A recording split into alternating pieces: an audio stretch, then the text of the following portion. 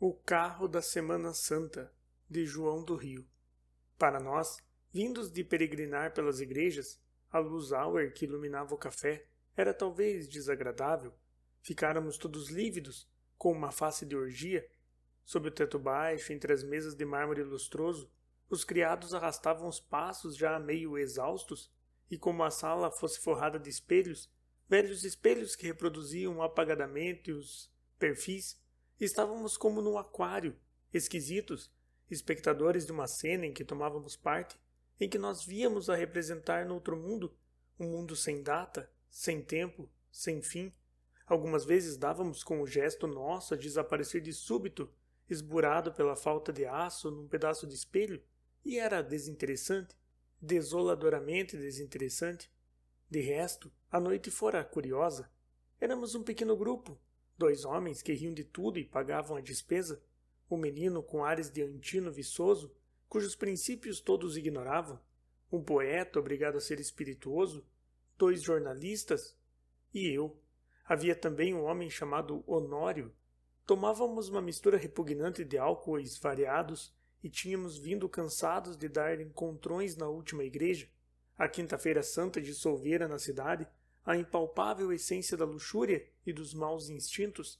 Quanta coisa de profano, de sacrílego, de horrível havíamos visto no redemoinhar da turba pela nave dos templos, fúfias dos bairros sórdidos, esmolando com a opa das irmandades para o senhor morto, bando de rapazes estabelecendo o arroxo junto do altar-mor para beliscar as nádegas das raparigas, adolescentes do comércio com os olhos injetados, roçando-se silenciosamente entre as mulheres, e mulheres, muitas mulheres, raparigas vestidas de branco, de azul, de cores vivas, matronas de luto fechado, pretas quase apagadas em panos negros, mestiças cheirando a éter floral, com gargalhadinhas agudas, o olhar ardente, todas como que picadas pela tarântula do desejo.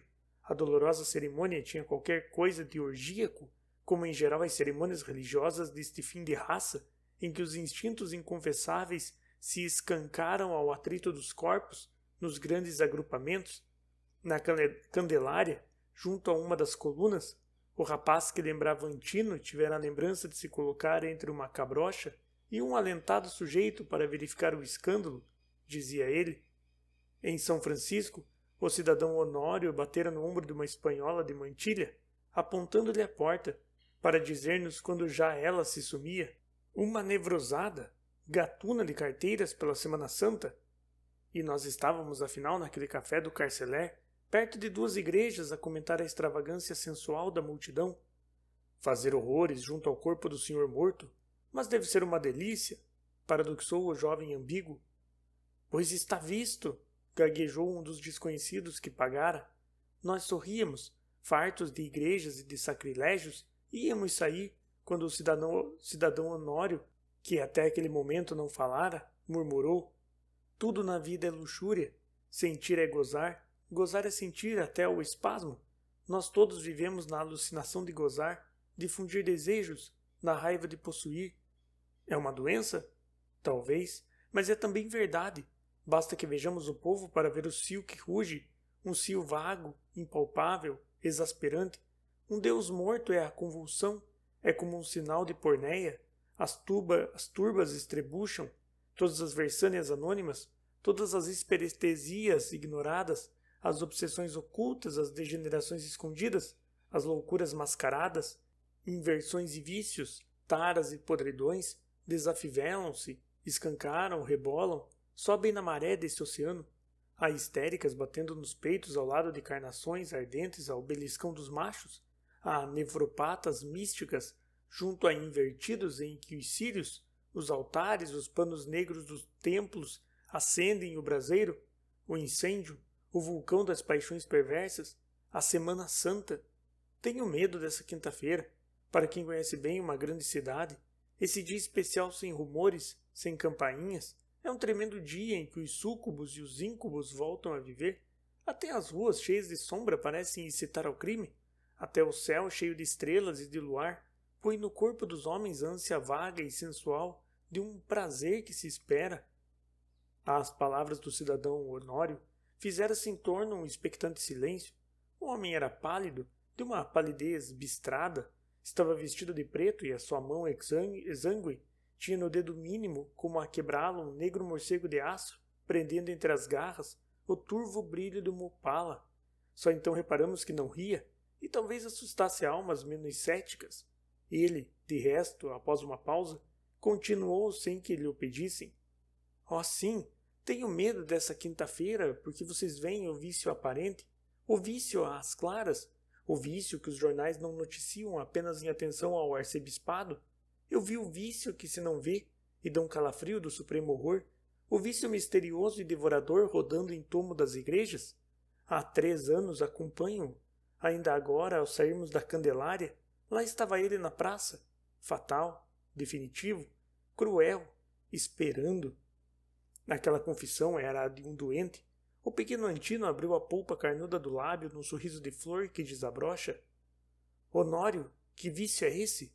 Fale, morremos de curiosidade. O vício que ninguém vê? Conta lá. E o carro da Semana Santa? O carro? Regolgou um dos cavalheiros. É boa, é muito boa. Quem sabe? Fez Honório pensativo. Depois, num repente, há 3 anos, quinta-feira de indoenças, resolvi sair à noite. Não deveria ter saído. Neste dia, a cidade visita igrejas. Além das igrejas, só a impressionam as confeitarias, com seus balcões de bombons e os botequins. Saí, entretanto, assim de preto, com um fraque idêntico.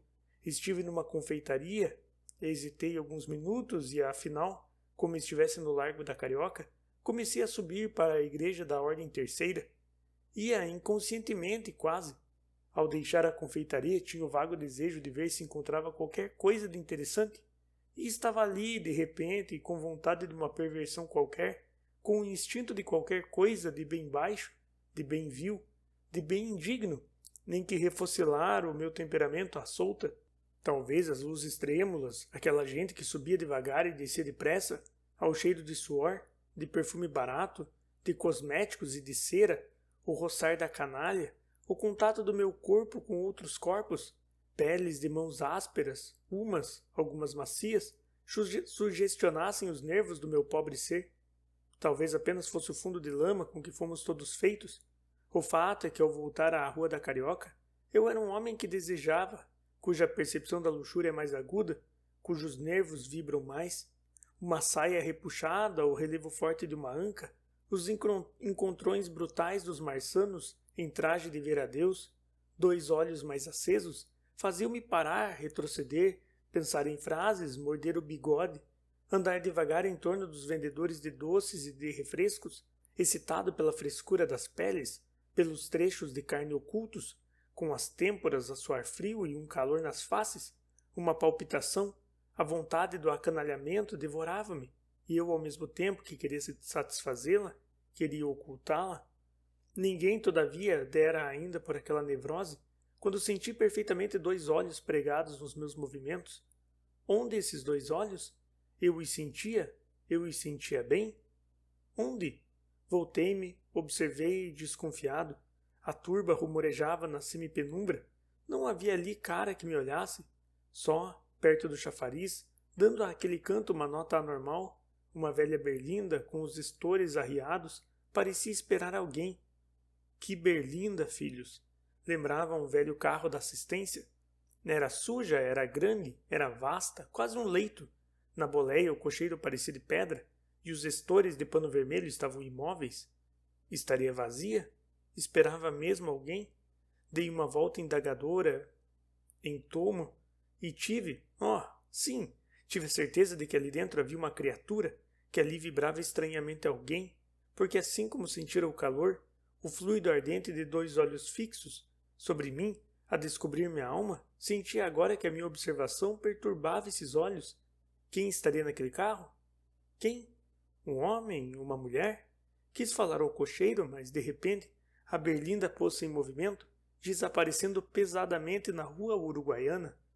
Fiquei um instante trepidamente nervoso, mas é um fato que quando as crises de porneia da multidão agem sobre os nervos dos fracos, esses começam por desejar seguir alguém, seja quem for, com o desejo flutuante, o cio indeciso, E como que tocado também de uma curiosidade malsã pelo vício dos outros, o carro desaparecendo causou-me uma vaga tristeza. Como seria agradável o que se fazia dentro, nas suas velhas almofadas? Larguei-me para a Candelária, que me parecia um teatro, tanta era a gente e tanta luz elétrica, e estava lá roçando-me a turba, quando vi um conhecido. Saí então à pressa, sem lhe dar tempo aos cumprimentos e às fatais perguntas.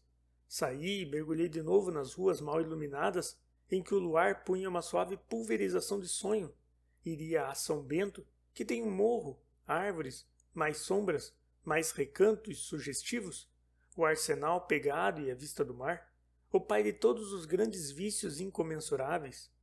Quando, porém, ia chegando ao arsenal, lá dei conta com o carro outra vez, vasto como um quarto, com o cocheiro impassível e os estores vermelhos, a sombra cobria a calçada, no céu andava a lua no estendal de ouro pálido.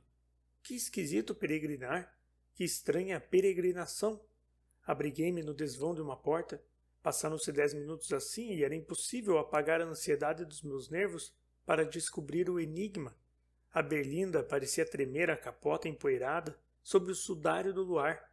Depois rodou devagar como se tivesse uma alma e estivesse a disfarçar uma ação feia. Ao chegar ao escuro beco de Bragança, parou. A portinhola abriu-se, uma sombra golfou. Então aí a berlinda precipitou a marcha. Deus, que seria aquilo? Um crime? Uma extravagância? A passeata de algum crente agonizando que tivesse feito a promessa de arrastar a sua agonia aos pés de todos os corpos de Jesus expostos? Mas a sombra? Eu amo o horror das coisas inacreditáveis. Meti-me quase a correr pelo beco. No meu cérebro havia um escachoar de ideias. Não encontrei a sombra, o vulto que eu vira sair do carro, e a procurá-la de rua em rua, como a face a queimar. Fui até a igreja do Rosário. Como? Não sei. O sangue latejava-me nas têmporas. Um suor viscoso molhava-me a palma das mãos.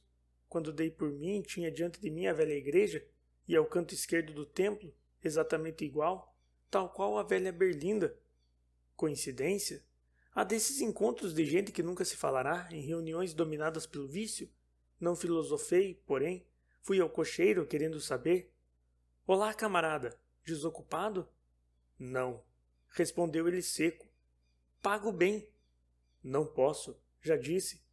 Tem alguém aí, então? O cocheiro cuspiu para o lado. Ô seu, vá se pondo fora, se não quer que lhe aconteça alguma. Fiquei sem palavra e ele tocou. Mas o desejo de conhecer a razão daquelas paradas à beira das igrejas era muito. Segui por onde vira perder-se a berlinda. Ainda a vejo hoje, pensava, e de fato fui encontrá-la quase no fim da noite, em frente à catedral, do lado do Largo do Paço. Não me aproximei, era melhor esperar de longe. O trecho da rua ardia em luzes, tal qual como hoje. Vendedores ambulantes serviam com estrépito refrescos e doces. Gente de preto ia, vinha, passava, desdobrando pelas calçadas negras serpentes interminais, fuzileiros navais ébrios, malandros de calça bombacha, marinheiros, formavam grupos perigosos. Fora da calçada, criaturas ambíguas chispavam, olhares desvairados de esguelha, no burburinho da populaça. De repente o carro começou a mover-se, foi até a rua 7, depois embicou para a esquerda, para o lado dos jardins. Precipitei-me. A berlinda misteriosa acompanhava o marinheiro, forte homenzarrão, hercúleo e jovem. Não havia dúvida. Era... se era. Ia devagar, devagar. O marinheiro a princípio hesitava, em seguida pareceu compreender a inutilidade de fugir, relanceou os olhos a ver se o espreitavam e seguiu bamboleando o passo, um passo que espera o chamado. Em frente ao telégrafo parou, cortou pelo jardim como se fosse para o ex-mercado. A berlinda rodou mais depressa pela primeira quebra dos jardins e foi encontrá-lo, já atravessando a rua para a rampa. Aí o rapagão estacou. O carro também. De dentro falaram, deviam ter falado, porque o marinheiro aproximou-se da portinhola, que se abriu, tragando-o. Fiquei estarrecido com tais palpitações que sentia no pescoço a artéria bater. Já a berlinda descia lentamente como quem dá uma volta à espera do freguês. Perto de mim, meia dúzia de catraeiros olhavam com esse ar de mordente complacência que a canalha tem a receber as fraquezas da gente alta? Compus a fisionomia e indaguei. É boa aquela do carro, hein? É danada, respondeu um dos tipos. O que a admira é a resistência dela, exclamou o outro. Como resistência? Pois Vossa Senhoria não sabe? É a mulher do carro da Semana Santa. Já está muito conhecida. Vem sempre naquele carro e chama os que agradam. E vocês vão? Rapaziada não respeita. Ela paga bem. E são muitos? Ela só aparece na Semana Santa, mas é até pela manhãzinha. Recuei. Ali, naquele velho carro, rodando à beira das igrejas, uma górgona de vício abria a falsa tragando as flores da ralé, gente que lhe servia de pasto a troco de dinheiro. Naquele carro silencioso estorcia-se uma nevrose desesperada. Naquela berlinda, misteriosamente, a fúria de um súcubo, a ânsia de uma diabólica fundia nos braços de um bando de homens com o desespero sensual despedaçador. Nó, o vício que se não vê. Essa criatura. E, há 3 anos, todas as quintas-feiras santas, acompanho a berlinda procurando vê-la, procurando encarar o polvo de luxúria que lá dentro distende os tentáculos. Quem será? Uma senhora de sociedade? Uma perdida? Sei lá. Uma louca, uma desvairada, uma desgraçada, de que ninguém sabe o nome, de que ninguém talvez possa reconhecer o semblante na rua, quando passa. Delicioso caso! Fez o efebo literato, erguendo o copo airoso, que recordava os pajens dos Valois. Honório pôs-se de pé. Todos nós fizemos o mesmo em silêncio. A história impressionara, e principalmente a ele, ao Honório, ao próprio narrador. Talvez quisesse ainda reverter a berlinda. O fato é que chegou à porta, consultou o relógio e ia despedir-se, quando de súbito esticou a mão exângue, onde a opala lembrava o perturbado brilho da sua alma. Olhem, lá está ela! Lá está!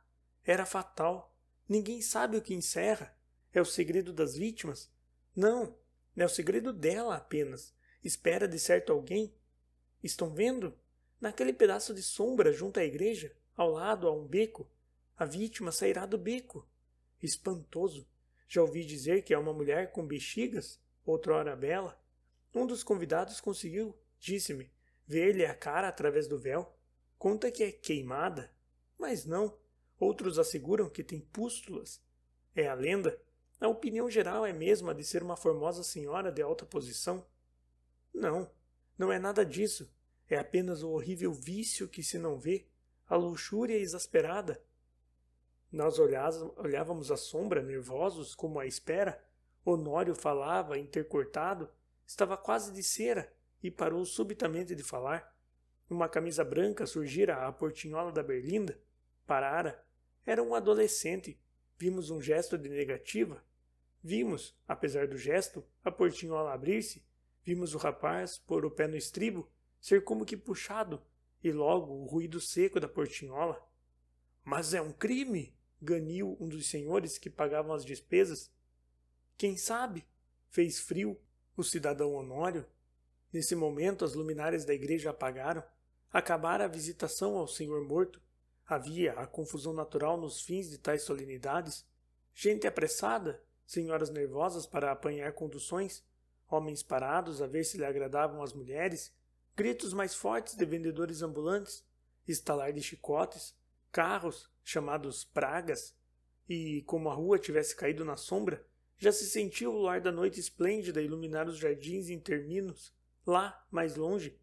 O cidadão Honório despediu-se. O carro rodava devagar no meio da turba compacta.